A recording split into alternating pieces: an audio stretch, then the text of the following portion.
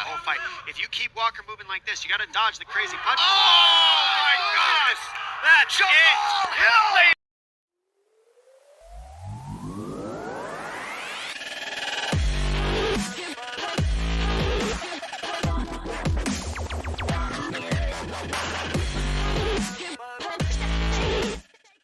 Welcome to Kyle Anthony's UFC Betting Show. I am Kyle Anthony, and welcome to the podcast. Welcome to the betting show for UFC on ESPN between Jamahal Hill and Thiago Santos. We're going to be talking about two plays. Of course, we're going to be talking about the main event of the evening. And listen, I know this is not a high-level card with starstruck with all these big names. It's definitely not that.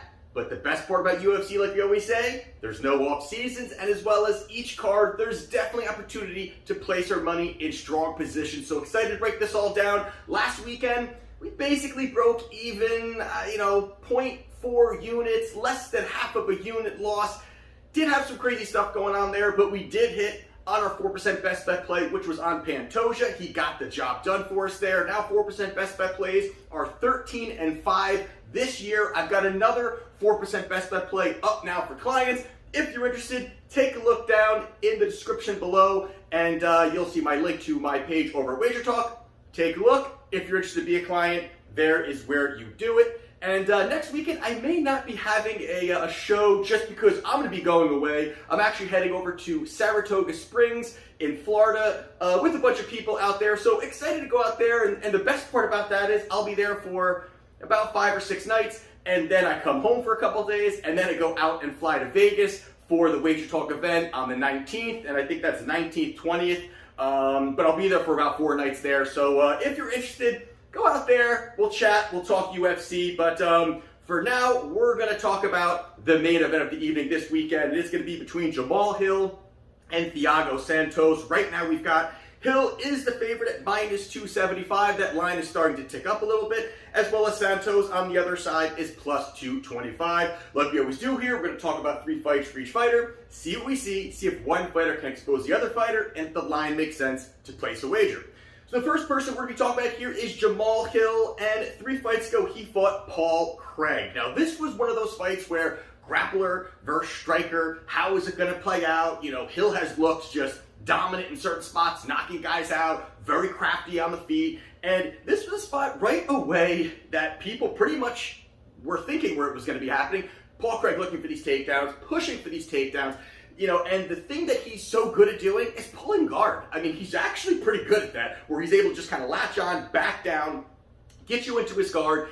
Right away, you saw how he was submission hunting, and that's something that Paul Craig does legitimately, fight in and fight out. He is always getting crafty on the ground, just looking for a limb, something to latch onto. And right away, he actually was grabbing onto an arm, similar to, kind of how the fight ended, but kind of latching onto the arm.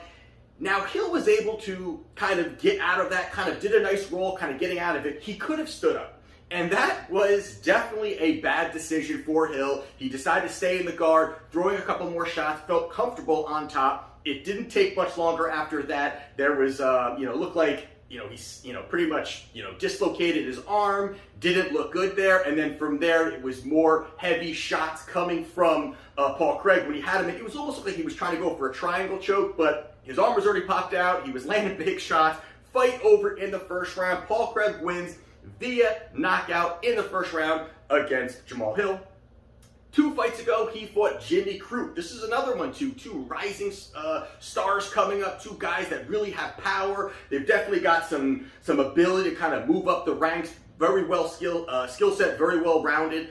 And this is a spot where Jimmy Crute pretty much, early he's going for those leg kicks. This is something that I think that's going to be happening on Saturday night.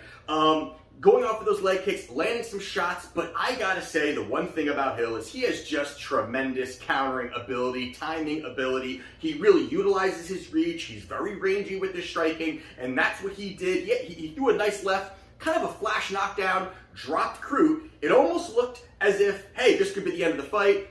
He ends up kind of rolling out of it. It didn't take much longer after that, because when they were in another back and forth toe-to-toe throwing strikes, a big right hand drops Crute. puts him down. He throws a big shot on his way downhill, ends the fight in the first round. A big showing, and it does show that power of Crute. Crute is a tough guy. Crute is a guy that's willing to go in there and bang, and he got dropped twice in the first round. Fight over, knockout victory for Jamahal Hill in the first round.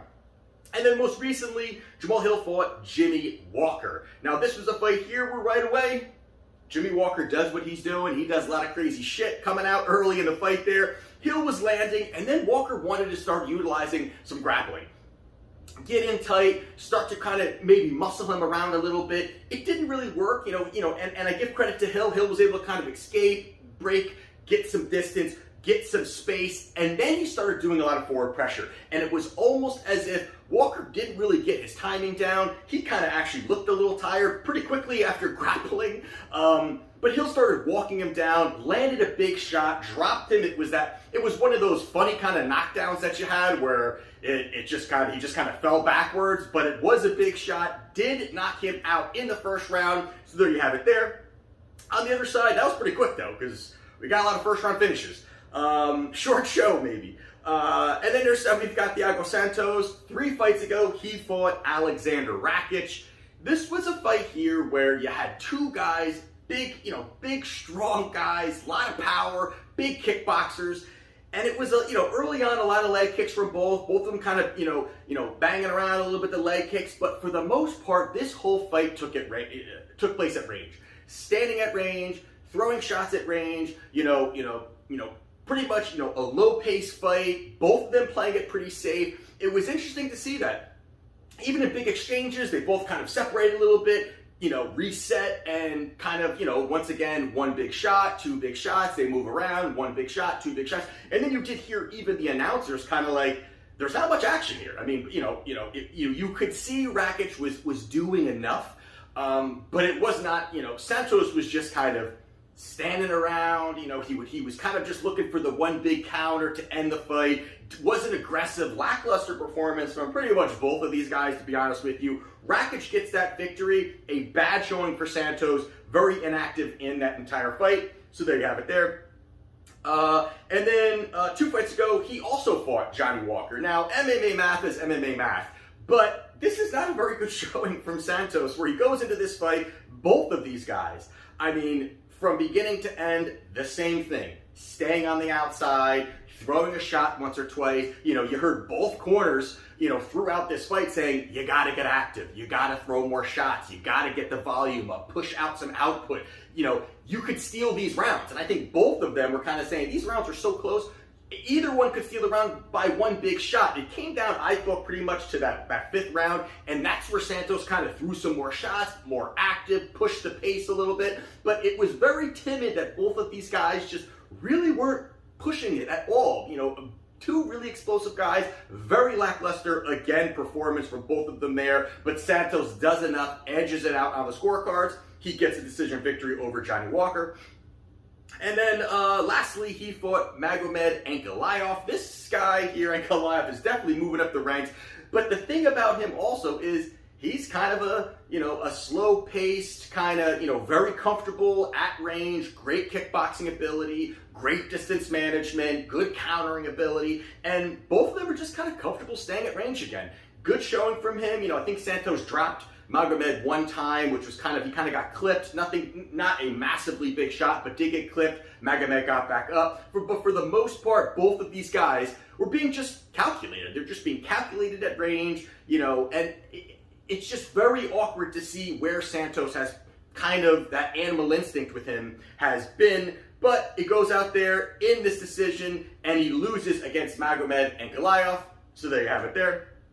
So with that being said, the first thing, and I kind of just was touching on it right there, is Santos is not the same guy. I mean, it's kind of crazy where he's been from, battling John Jones with 1 leg in the first round of a 5-round fight and arguably won that fight against John Jones. Then he has a chance to almost put away Glover Teixeira early in their fight, and then he ends up getting his back taken and he loses. And then these 3 fights happen. And it's just a very different Thiago Santos. And I'm sure everybody's talking about that, saying it's not the same guy, but the killer instinct just isn't there. It's just not there for him. He seems comfortable being at range. He seems comfortable, he doesn't seem comfortable being in toe-to-toe exchanges. It's something that he seems not very interested in. And his aggressiveness. Like, that whole killer instinct, aggressiveness, throwing caution to the wind. Now, I'm not saying he's got to have no caution, at all, where he's just going to go out there and fire crazy. But that's been a big thing with him throughout his career. What it basically got him to fighting Jon Jones was that. His path was over-aggressive, getting these guys in uncomfortable positions, forcing them to throw shots in tight quarters. He's got massive power. He's looking to land the big shots. You're not seeing that anymore. And that, to me, it could be the injury. It could be, hey, I'm a little bit worried about that. I'm a little bit worried about my injury. He's not throwing it. And on top of that is just the volume of strikes. So it's not just that he doesn't have the killer instinct, where maybe he should just kind of engage a little more, but the volume is way down also. So not only is he's getting walked down, but he also has no output there. And again, the injury could be part of it. But we're not seeing the kicks from him. The kicks were such a massive part of his offense. These body kicks, these leg kicks, these high kicks. Everything is with big power. And he just hasn't been able to really kind of get in the mix and fire that. He's unwilling to do that. And, that is just a big issue where you're talking about going up against somebody like Jamahal Hill, who has great precision striking, power behind it, has the ability to kind of work at range, will have a 3-inch reach advantage also in this fight. He also fights very long. So there's a lot of things that are really going to hurt him when it comes to this. And the fact that Hill can go out there and put a pace on Thiago Santos, I think, is also another way for him to go out there and find a victory. And there's been points where we've seen Thiago Santos where, maybe a guy kind of starts firing some big shots, or maybe he gets a little tired. We've seen that, and, even in the last fight. This is a 5-round fight we're going to be talking about Saturday night. He fought one recently. He looked very tired, kind of middle through this all. And Hill's going to put a pace on. Hill's going to look to fire. There's not going to be much places to really kind of, backpedal when you're talking about the smaller Apex cage. It's going to help Jamahal Hill in a big way. Better footwork, rangier. It starts to really tilt the other way for me here. Obviously, I like Jamahal Hill in this spot here. And a big reason also is that he's 5-1 since entering the UFC. His only loss was against Paul Craig. Out of his 5 wins, 4 come by knockout in the first round. He has the power to do it. So for me here also is the fact that, the fight with Johnny Walker is a bad look, man. It's a bad look for Santos. Yes, he got the victory. Very questionable because so many rounds were so close. But you look at what kind of transpired in that fight, that's not going to happen here. There's just no way that I see that Hill is going to pop at range, move, pop, maybe throw a leg kick, move around. Hill knows where he's at. And if you also look at this situation here, you've got Santos is 38. It's not that he looks like a young dude, to be honest with you, but he's getting older too, so he has had a career-changing injury to his leg. He doesn't have the aggressiveness anymore. He's not willing to stand and fire and bang the way that probably someone like Hill is looking to do. The trajectories are different here. I like Jamahal Hill.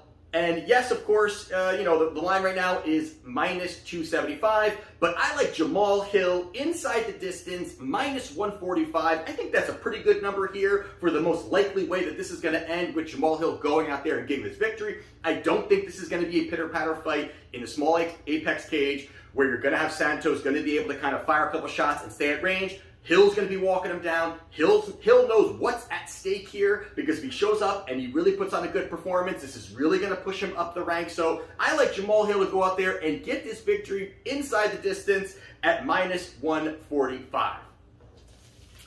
And my other free play is going to be between Josh Quinlan and Jason Witt. And we've got Quinlan, he's -230. On the other side, we've got Witt, who's +180. Gonna make this one quick here. And the first thing here is this fight is not for the faint of heart, okay? This could either look really good or look like complete shit. But we're gonna play this here because this is a spot that I do like, and I think it's worth a little sprinkle. So when we take a look at this fight here, now the first thing here we're going to look at here is the line's wide, and I think it's wide because Josh Quinlan, who has big power, has been able to show big power, has gone out there and knocked out a bunch of guys on the regional scene. He's shown it. He's got a 100% finish rate. I think he has one submission maybe in there, but 100% finish rate against Jason Witt, who Witt doesn't have a chin. It's pretty obvious. Guy doesn't have a chin. He's not a guy that's really going to be able to stand and trade, and bang in close quarters. And, he could definitely get sparked early. That's definitely no question about that here. Quinlan is more explosive, going to have the big power, better hands, bigger, more pop on his hands. Just kind of overall with his striking, that's going to be big. But the part here that I think kind of shifts you away a little bit from this big line is the first part being is Quinlan was popped for steroids right after Dana White Contender Series victory. He got a big first round knockout victory, looked great, got the big finish, and I think it was under a minute in that first round there. Looks great and all, but it's got to be a red flag getting hit with this at this point in his career, meaning in the fact that a lot of those past wins and these big knockouts and this power, all that happened, probably when he was on steroids. There's a good chance he didn't just do it just for Dana White's Contender Series. He probably has done that for most of his career. Now he's in the UFC. He got checked. He got hit with it, he basically, I think he basically admitted it. Like, yeah, I was doing steroids. So that to me, it's suspect. Does he have that power still? Is that going to be the same guy that you're going to be getting? Especially if you're looking at a minus 230, and you got a guy that I think this line obviously is off of the fact of when he was on steroids. So that to me already messes with this line to begin with. And the other side of this is Witt. Witt got a victory and had a tough fight against Bryan Barberena. Now, Bryan Barberena is not some big power puncher. He's not some one-punch knockout artist, but he's tough. He's durable. He's going to be in your face. That's why he's been a gatekeeper for so long, is because he can go out there, he'll brawl, he'll bang, he does not care. He'll be in your face. He'll keep going. And it was a tough victory for him, but he went out there and he got the victory. And I think that says something when you're looking at strength of schedule. Quinlan is just nowhere near that. Even Philip Rowe, who recently that Witt lost to, Rowe is a solid fighter all around to begin with also. And I think also the advantages of the Apex cage. I think the Apex cage, the smaller cage, is going to help the wrestling of Jason Witt. And I think that is going to be his absolute path here. I think the smaller cage is going to help him here. I think he's going to look to push and get Quinlan's back up against the fence. We could look for these takedowns. Now, again, coming in, cutting distance, could he get hit with a big shot? Of course he could, but I think he can go out there and grab and get a hold, get top control, keep that pressure on, and win on the scorecards. I think he can kind of start to do that here. And again, if you're looking at this, you've got a guy who's making his UFC debut and just got caught with steroids last September. Who knows what's happened at this point here? That to me, this is a dog or pass situation here for me. So I do like Jason Witt plus 180. I think this line is too wide. It's dog or pass completely. And again, he could get knocked out early, but I really think that Witt can go out there, put a pace, get on him, wrestle him, make it ugly, and go out there and get this victory here. So I do like Jason Witt as my other free play. So those are my free plays for UFC on ESPN this Saturday night. Excited about it. And if you want to become a client, link down in the description. And this is Kyle Anthony's UFC Betting Show. And I'll see you next time.